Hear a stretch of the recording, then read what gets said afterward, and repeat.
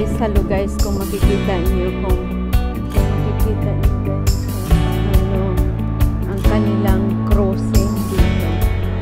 Ayan.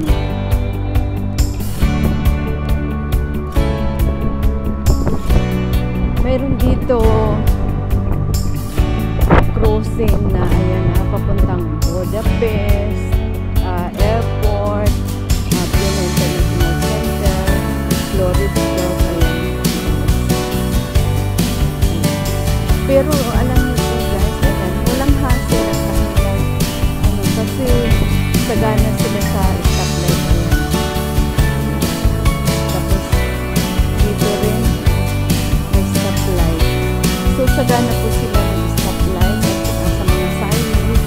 At saka ayan sa basura. Ayan, tawiran. Ayan. So sagana po sila sa signs. Tawiran kung sa pagpapunta dyan.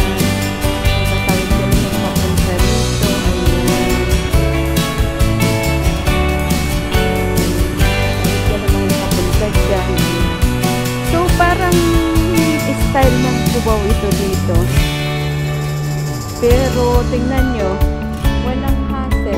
Kasi, ayan o, may automatic na stoplights. Para sa bike at saka sa naglalakad. So guys, hanggang dito na lamang po. Pinakita ko lang po sa inyo ang crossing ng Vienna, Austria. Kumbaga parang Cubao ito dito. Very basic crossing.